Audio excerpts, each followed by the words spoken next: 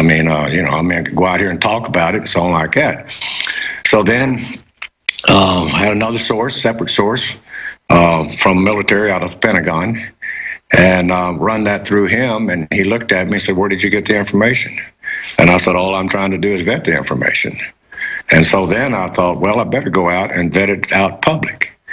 So then later on, a few other things come out with the Mexican situation, the release of Carl Quintero and the Shorty Guzman thing and all that kind of stuff. And then Fox News asked me to go on, and I did go on camera with them and talked about that. Had nothing to do with Benghazi. But even in that interview, I mentioned Benghazi. I mentioned the Stinger missiles, and I even said the amount, 400 missing. Now, the reporter in the news clip, he said 15,000, and he referenced Stinger missiles. There was 15,000 hard impact weapons that was transferred over there. Within those 15,000 weapons, hard core weapons, if you want to call it that. Anti-tank, anti-armor, penetration, anti-aircraft. All that, and tanks. I mean... high energy. High energy, high impact weapons, and embedded within that 15,000 on those shipments that were there a year and a half before all this started breaking, was the Stinger missiles. And then we found out that from the second source that worked with NATO, out of the Pentagon, that there had been a series of reports that Ambassador Stevens had sent back to proper channels and through the intelligence community. The others, now, I want to get this straight here. This was information from hard-working undercover, boots on the ground, intelligence operatives with the CIA and with other organizations that had gathered this information over a long period of time. Their responsibility is to pass this information up through proper channels, which they did. However, the information that the intelligence community, I'm talking about the U.S. intelligence community, and joint with the NATO forces, they didn't want to hear that because it was contrary to the administration, and then the president at that point had made a statement that these were little old kids playing around with over there, and that there was nothing to it, and downplayed it because it did not fit into the political structure at that particular time. So therefore, State Department sat on it, POTUS sat on it, and this whole administration sat on it. I wasn't going to push on this until McCain made his statement.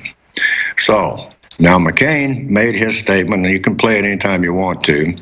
He knew the people that those weapons were going to, and they were good people. That statement was made at the same time American tanks were pushing in on Baghdad. At the same time, there was people over there were cutting off people's heads and lining up the soldiers that happened to get captured and shooting them in mass graves. Okay, no comment from this administration. That's an intelligence failure, right?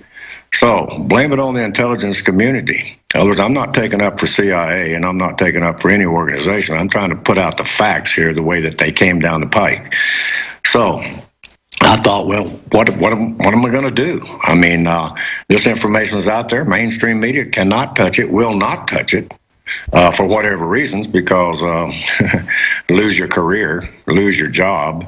Only people that talk about this stuff are retired people that's been through it. So anyhow, I don't want to eat up all your time just blabbering here, but... No, you're not. It's important to give all the background on this. We'll play the McCain clip right here. This is reporters about a week ago. They sent us the video. We premiered it. It's up on Infowars.com if radio listeners want to see it. And it's sandwiched in between two of our expert guests, backing up what Plumlee has said. One of them, Madsen, formerly with the NSA, and then, of course, Colonel Schaefer, Lieutenant Colonel Schaefer, who... was on just a few weeks ago, hours after briefing Congress, who was fully aware of everything that's going on right now. Let's go ahead and go to this clip. Well, first off, there's a realization, Alex, and you can probably figure all of our options for Syria are bad. I mean, I don't want to get in the details of it getting in trouble, but there's people been fired over telling the truth to the White House, saying, look, these these are the options we have, and they're all bad. And by the way, getting involved directly is just going to make things worse, you know. So the whole idea of arming these folks, and let's be honest here, there's clear evidence in my judgment that the Libya consulate that was attacked on the 9/11 anniversary was very much involved in moving, you know, obtaining surface-to-air missiles and other arms from the Libyans and transferring it via the Turks to the rebels in Syria. I just don't think it's in our interest to be doing that sort of thing based on the fact, as you mentioned, Alex, the chances are pretty good this is all going to come back and bite us someday. Senator, how do we know that the arms that are going to the Syrian rebels are not going to get into the hands of ISIS? Because if we had people who were there to funnel it to the right people, and I know these people, and I know who they are, and I know how to do it, and so do other people. It's this administration that doesn't want to do it, that is sending them to certain death when they're training them and not preventing Bashar Assad from barrel bombing them. It's disgraceful. Do you have any it's immoral. Do you have any comments about the arms deal from Benghazi getting into the hands of the Syrian rebels? That didn't happen. The 15,000 Stinger missiles? No, it didn't happen. It didn't happen. It didn't happen. Why would you think such a thing? Somebody is really not informing you well. Tosh Plumlee of the CIA said that the 15,000 Stinger missiles got into the hands of the Syrian army. Yes, and he also said pigs fly and the sun comes up in the west. Sure. On blackmail. Oh, yes, absolutely. You mentioned McCain. And what do they got on this guy? I mean, obviously, he's blackmailed 3 ways from Sunday. They know he was singing like a canary to his North Vietnamese captors. For 6 months, he was giving operational schedules for U.S. Flights, attack flights into North Vietnam. He also was responsible for the terrible fire on the USS Forrestal that killed, over 200 naval personnel. And he was the first guy taken off because they knew he was responsible because of his hotshot antics. They called him Johnny Wet Start because he would flame his engine out as a form of hazing. All right, so sandwiched between those two experts, we had the clip with the Nolan report where they brought up Tosh Plumlee, and that's what McCain had to say to that. Please continue with your statements on that, and then let's move into the latest on Benghazi, the latest on Gary Webb, CIA drug trafficking with Tosh Plumlee. Tosh? Okay, so after that statement, I was going to, number one, I've never had anything against McCain. I'm not a conspiracy or wherever he did this, he did that, so like that. In fact, at one time, I had a lot of respect for him. But I saw after he got in and the colleagues that he worked with, special interest took over. Whatever happened, I lost a lot of respect for him. That statement right there, knowing that this information had already been vetted and was before the fact, as much as a year and a half, that those missiles and that hardware was being pilfered or given to the radical factions that eventually become ISA. Now, they built an army within 2 years with our weapons and some of the Russian weapons. They didn't overrun all these bases. I have one question about overrunning a base. Anybody that's ever served in a hot spot in the country knows that the first thing you do when you're overrun, you get rid of all the paperwork, and you damn well get rid of all the weapons if you got to blow them up. So that wasn't done. It wasn't done by the Iraqis as they moved out. And also the other part of those weapons over there that was being sent to the Middle East, they were not monitored. It was according to the direct commercial sales and the Foreign Energy Report, to make it legal in order to ship those weapons, they're supposed to be monitored at all times to make sure that they do not get into the ISA hands, right? There is a violation. And there is a failure right there. Point one, the weakest link in the chain. That's the failure. We did not monitor those weapons. Now, whether it was a conspiracy to arm these people, I don't know. I don't get into conspiracies. I'm trying to stay strictly on the fact was that the information came from NATO through our intelligence community, passed up through proper channels, that these weapons were getting in radical hands. Ambassador Stevens found out about this. He had a contact that could buy back, quote, some of the Stinger missiles. He sent dispatches to Washington, D.C., and I don't care what they say up there, many dispatches, he and others, and even some NATO people and some people that was working with the French, also confirmed those reports to Washington, D.C., to the U.S. State Department, and they set on it. And that actually told the operatives on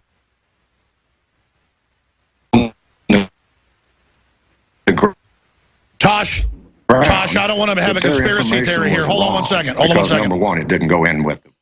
Your Skype cut out right when you got into the new information. You've never gone this far. Your Skype cut out for about 20 seconds right when you got into the confirmation that this was happening and they sat on it. Your audio cut out. Please repeat. Okay. This information from the intelligence community and the undercover operatives that work with NATO and other sources inside the Middle East that had put their lives on the line to gather that intelligence, passed it through proper channels to Washington, D.C., the current sitting administration, and also to some of the senators that was supposed to be monitoring what's going on. That information was on more than one from multiple sources written and sent to the State Department complaining about what Ambassador Stevens had said, that he had an opportunity through sources to buy back the Stinger missiles, or some of the Stinger missiles. So the administration came out and said that intelligence community's information was totally wrong. You've had some people from the Pentagon. This information came from the Pentagon. This information was leaked by retirees that had worked the operation as much as 4 years ago. They were concerned about the weapons being lost and getting in the wrong hands. They are the very people that said that somebody was training people in Jordan and in Turkey. That's why the Turks don't want to play with us too much, because it's going to expose this. Those documents, those letters, those asking, what do we do? The information on memos was sent to, quote, this administration. Stay there. This is incredible. And you're listening to one of the main Iran-Contra witnesses, ladies and gentlemen. Stay there. To Tosh Plumlee. We'll be right back. Everything that Tosh Plumlee 2 years ago began to talk about, he came out and said, I'm not like the others. I'm not going to be a coward. I'm not going to go along. I've talked to all these senior people, NATO, Pentagon, you name it, and they say it's these missiles. Well, that's what Schaefer was saying right at the time. And then they called him in and screamed at him and a bunch of stuff and told him, don't go back on that show. He still comes on. He's the guy that ran the anti-Al-Qaeda bin Laden unit. Well, now it's all come out. So they changed the name of Al-Qaeda to ISIS to confuse everybody, Al-Qaeda in Iraq. And now Tosh Plumlee's here, and he's going to be with us at least 20 minutes into the next hour. Then I'll go to your calls. We have another guest joining us. But I hope Tosh gets into some of the stuff that was relayed to me through the reporters that were talking to him, and why he's pretty concerned for his life right now, because obviously even knowing this information is not good for my health. So I'm sure he's going to talk about it. I'm not trying to push him to, but if he's got a reason not to, please tell me. But it's pretty dangerous stuff. And it's just par for the course where this civilization and society have gone. We're going to go to him here in just a moment. Before I go any further, we are listener supported. We try to sell the highest quality water filters like ProPure with 10% off promo code WATER, with the InfoWars live products, high quality Survival Shield nascent iodine for boosting your body's natural defenses, Super Male Vitality. The DNA Force, I believe, from the literature and the research, is the most powerful for boosting your immune system, and it's just really amazing. Because you want to boost your immune system, not just deal with something once you have it. InfoWarsLife.com, a true nutraceutical DNA Force. You've heard the rave reviews from listeners on Oxy Powder, you name it. Try out the whole family of InfoWarsLife.com products, from Survival Shield X2 to Super Female Vitality, Fluoride Shield, you name it. Silver Bullet, a colloidal silver, lung cleanse, all of it. Available at InfoWarsLife.com. Tosh, this is a short segment coming up, long segment after that.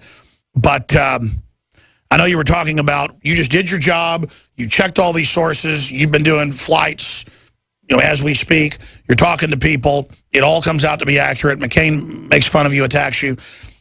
Obviously, the intelligence community knows if Al-Qaeda gets stingers, they're going to shoot down airplanes. That's going to be a big issue. They want to stop it, not just to be good guys, but so they don't get the blame. And then why would the government, why would Obama, why would the State Department think that this wouldn't blow back on them and they could just have Stevens killed and cover it up? Because they're incompetent and they have no idea what they're messing with, and they have no idea how to run this war. And they put people in strategic positions that are not qualified, and therefore we have what they call intelligence failures. What I'm saying, it's not an intelligence failure, it's a political failure at the highest levels. We have no leadership, we have no direction, we have absolutely no plan. Now, you mentioned about the Pentagon.